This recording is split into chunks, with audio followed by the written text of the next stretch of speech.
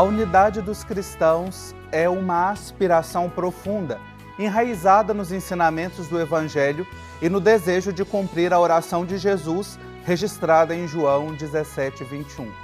Para que todos sejam um, como tu, Pai, estás em mim e eu em ti. Que também eles sejam um em nós, para que o mundo creia que tu me enviaste. Em caminho rumo à unidade dos cristãos, é o título do último capítulo da primeira parte do relatório de síntese que a gente está conversando aqui no programa. Pontos importantes que nos ajudam a acreditar na vontade de caminhar juntos no espírito da unidade da fé e na permuta de dons. E para a conversa de hoje eu recebo com muita alegria o irmão Marcelo Barros e a pastora Romy Benck. Marcelo Barros é monge beneditino, biblista e escritor, é membro da comunidade Bremen, atua como assessor de movimentos populares e no diálogo entre as religiões. Foi coordenador latino-americano da Associação Ecumênica de Teólogos e Teólogas do Terceiro Mundo. É autor de mais de 60 livros e o mais recente é Os Segredos do Nosso Encanto, está aqui comigo. Os Segredos do Nosso Encanto, o que a fé cristã pode aprender com as espiritualidades indígenas e negras. Marcelo Barros, que alegria ter você aqui comigo hoje no estúdio. Seja muito bem-vindo. Para mim é uma grande alegria, Marcos, e estar com você e com essa roda de conversa bonita que forma esse programa. Obrigado. E ela fica muito mais bonita com a presença da nossa querida Romy Márcia Benck, que é bacharel em Teologia pelas Faculdades Este de São Leopoldo, mestre em Ciência da Religião pela UFJF e secretária-geral do CONIC. Pastora Romy, que alegria ter você aqui também nesse diálogo. Seja muito bem-vinda. Obrigada, Marcos. Uma alegria poder participar e compartilhar esse momento contigo e também com o nosso querido irmão Marcelo. Obrigado. Bom, eu quero iniciar essa conversa a partir aqui do nosso documento que a gente tem conversado, que apresenta convergências, pontos a aprofundar e encaminhamentos, práticas, e que aparece aqui como propostas. E uma das convergências do nosso relatório, irmão Marcelo, está no batismo, que é apresentado aqui no documento como sendo o princípio da sinodalidade e constituindo também o fundamento do ecumenismo. Como é que o batismo é considerado o fundamento do ecumenismo e de que maneira que ele contribui para a sinodalidade? No ecumenismo, no sentido de busca da unidade visível de todos os cristãos e cristãs, o batismo é uma base comum porque ele é comum a todas as igrejas. E, sendo comum a todas as igrejas, ele é também o sacramento da iniciação, quer dizer, ele é o processo pelo qual as pessoas se tornam cristãos e cristãs. E, nesse sentido, formam uma família única. O patriarca Atenógoras, que era o patriarca de Constantinopla, na época do Concílio Vaticano II, ele dizia, nós temos muitas igrejas, mas o cristianismo é um só. Se o cristianismo é um só, então existe uma sinodalidade que permeia todas as igrejas cristãs, de tal maneira que o sacerdócio é baseado no batismo. E o sacerdócio chamado ministerial, quer dizer, os presbíteros, bispos, diáconos, eles são ministérios, eles são serviços a partir do batismo. Não pode desligar, senão você cai no clericalismo que o Papa Francisco está condenando e denunciando tantas vezes. Muito bom a gente voltar nessa fonte, e perceber aquilo que nos une, mais do que o que nos separa, aquilo que nos une, esse batismo como princípio da sinodalidade.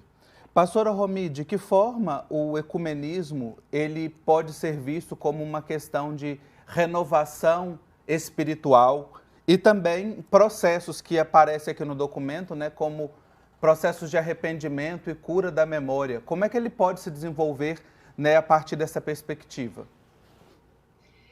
Então, o ecumenismo ele é uma dimensão da fé cristã.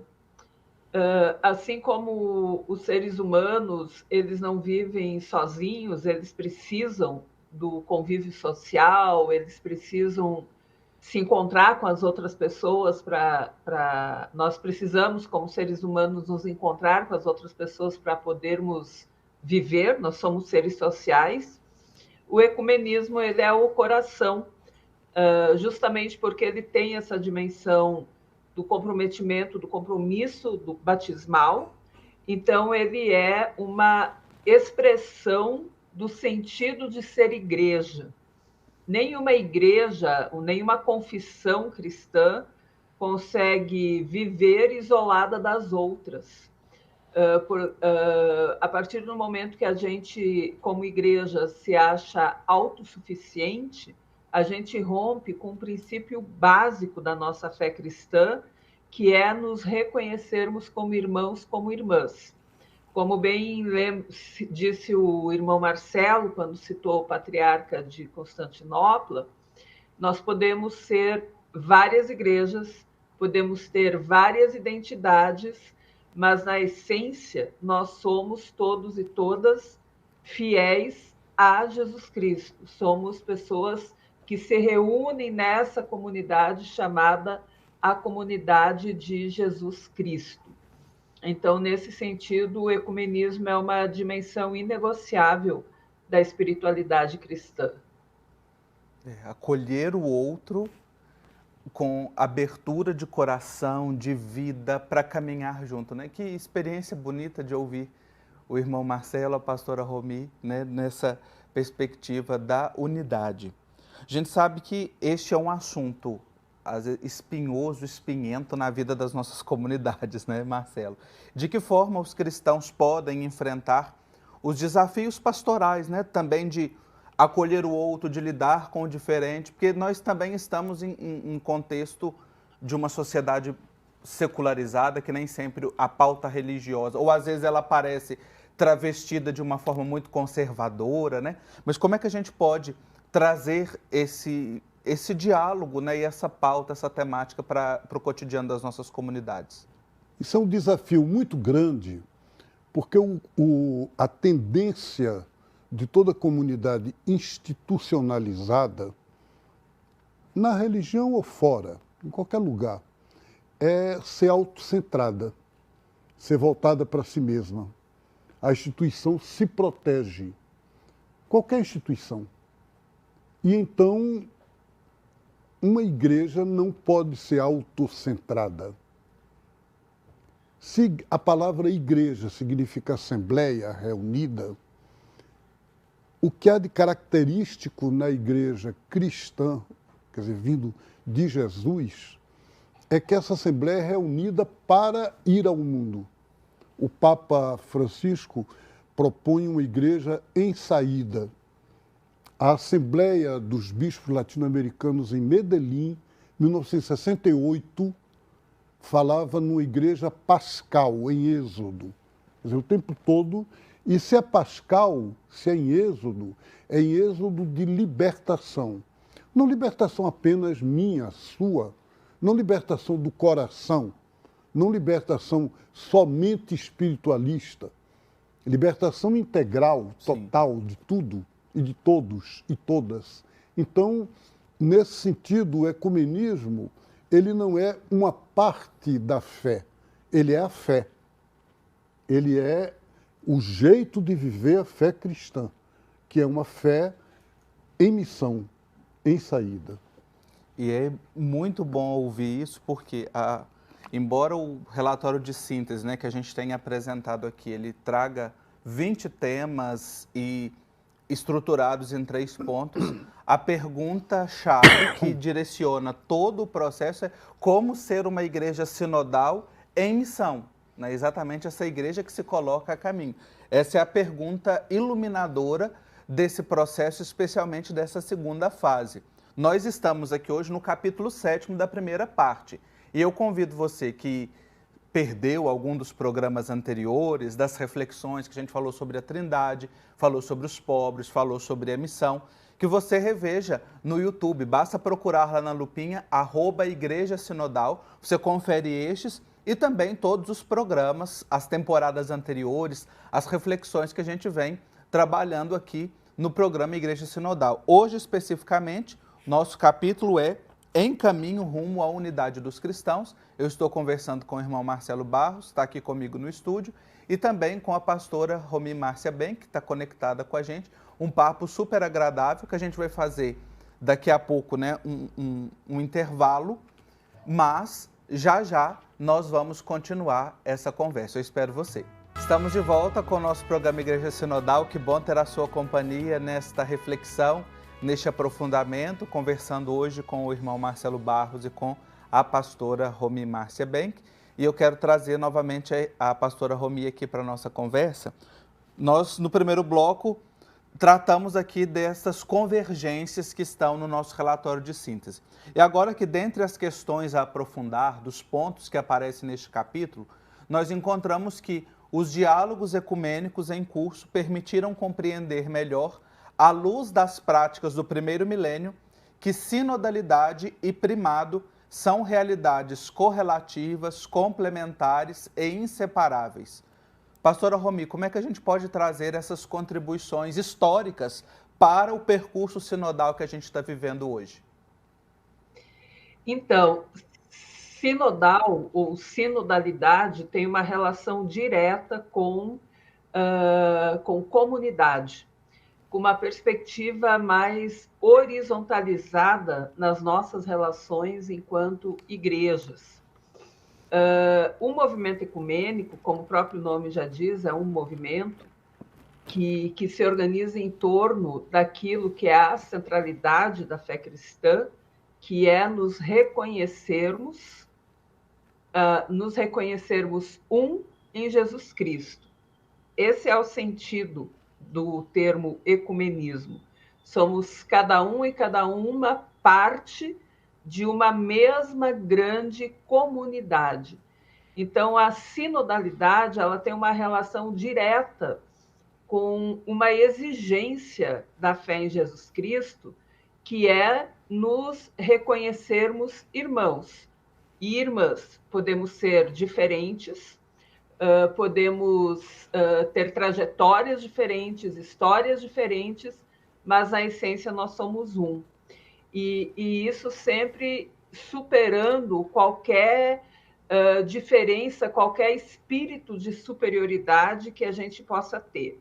Nenhuma igreja é melhor do que a outra, nenhuma experiência de fé é melhor do que a outra, mas nós sempre podemos aprender juntos e juntas com as diferentes experiências.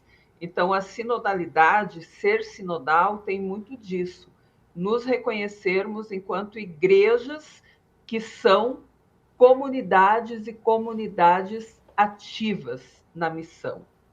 E aí a missão ali não é no sentido assim de eu querer transformar o outro naquilo que eu quero que ele seja, mas a missão tem relação direta com a gente levar aquilo que é a essência da mensagem de Jesus Cristo, que é o amor a Deus, que se expressa no amor à pessoa próxima. Bonito ouvir a pastora Romi trazer essa experiência da missão do ir ao outro, de viver o amor de Deus, de viver o amor com o irmão, porque também nos rompe, às vezes, uma dimensão, uma visão que a gente tem de uma missão muito colonialista, colonizadora, né?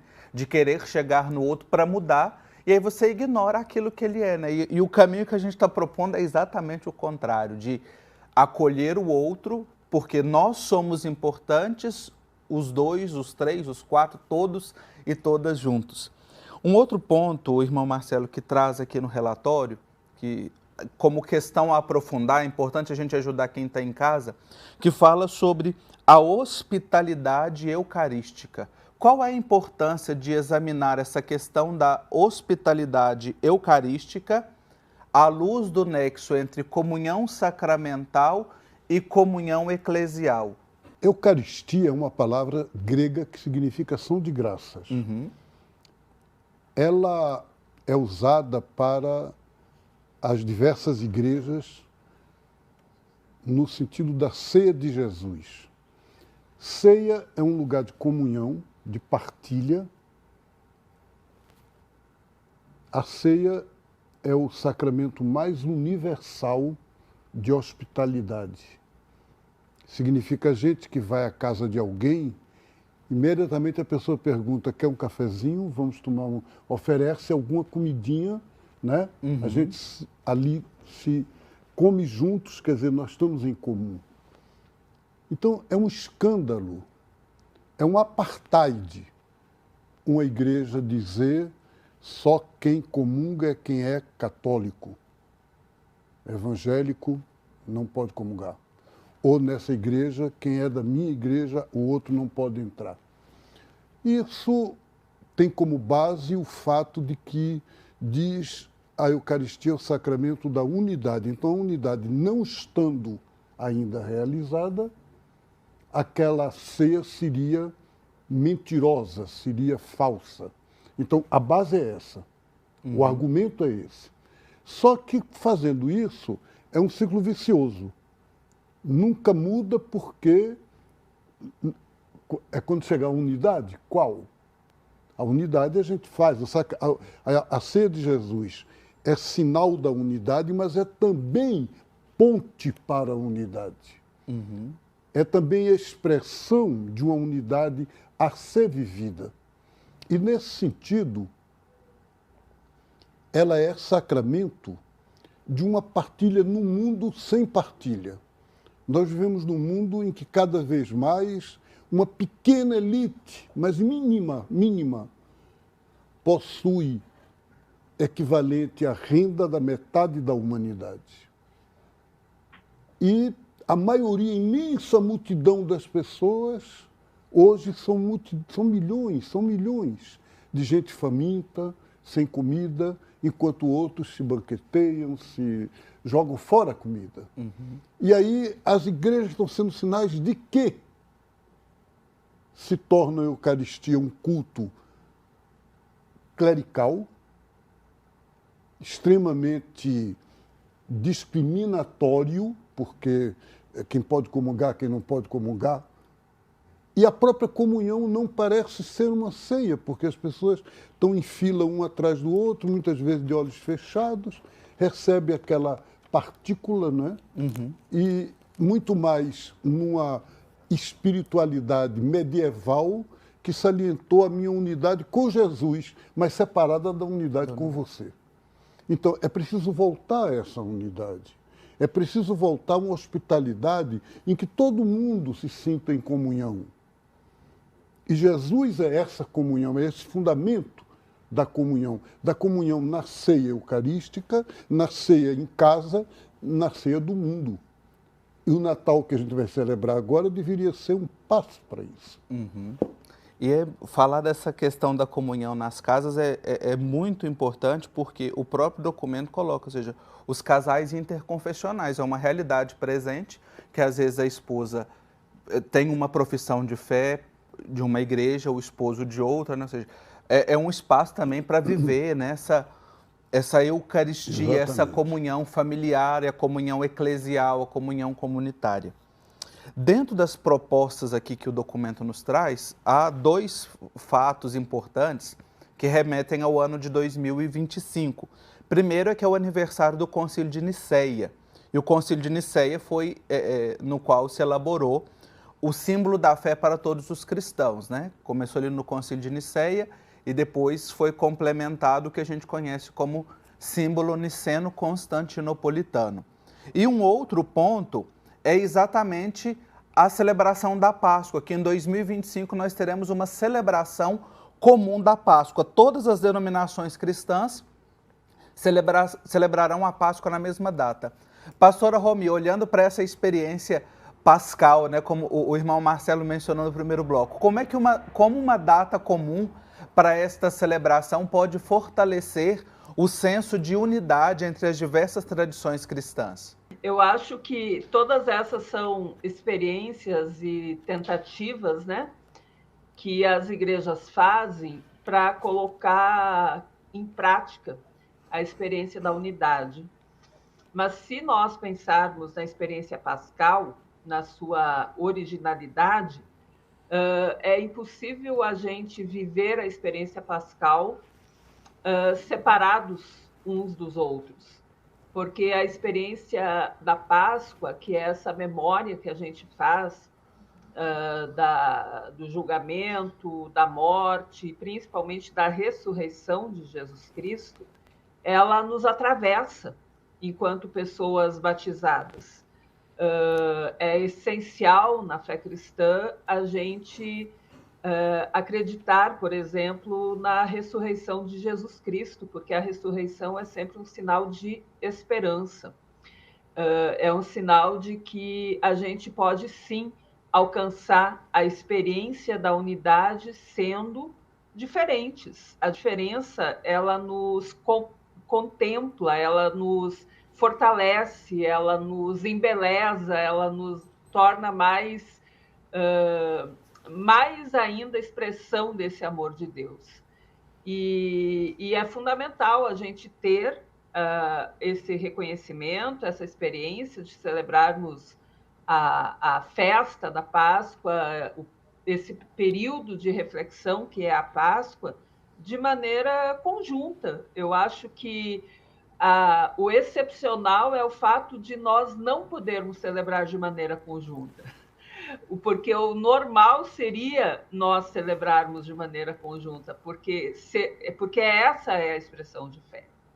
Então, aquilo que hoje a gente vê como algo excepcional, na verdade, deveria ser a prática comum.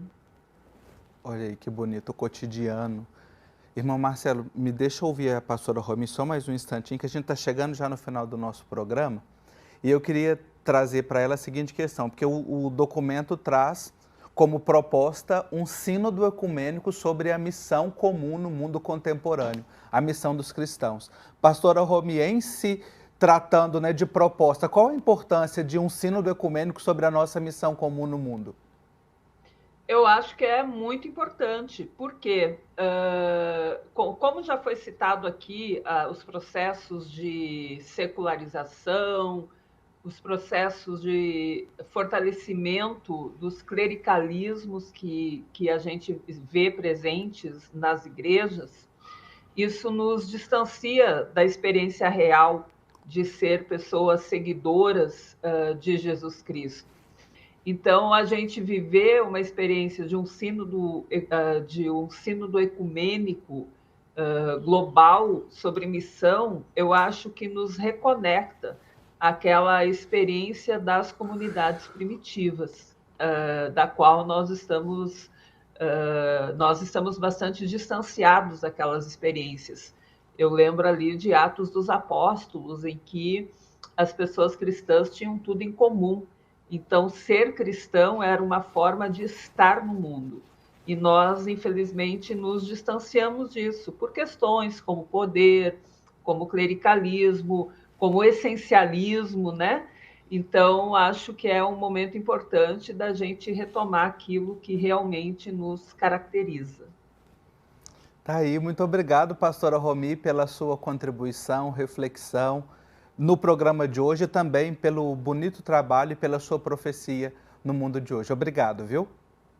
Eu que agradeço e foi um prazer participar desse bate-papo gostoso contigo e também com o Marcelo. Obrigado. Irmão Marcelo Barros, obrigado também pela sua presença aqui, tão inspiradora e iluminadora no programa de hoje. Muito obrigado. Deus abençoe vocês. Amém. O irmão Marcelo diz que é autor de mais de 60 livros, dentre eles o último, né, que ele está lançando agora, Os Segredos do Nosso Encanto, o que a fé cristã pode aprender com as espiritualidades indígenas e negras. Tá aí, vamos refletir, abrir o nosso coração, o nosso olhar. Obrigado a você que nos acompanhou no programa de hoje, que sempre nos segue. No próximo programa a gente continua refletindo, olhando, com uma perspectiva sempre prospectiva, positiva, para sermos uma igreja cada vez mais sinodal. Um abraço para você.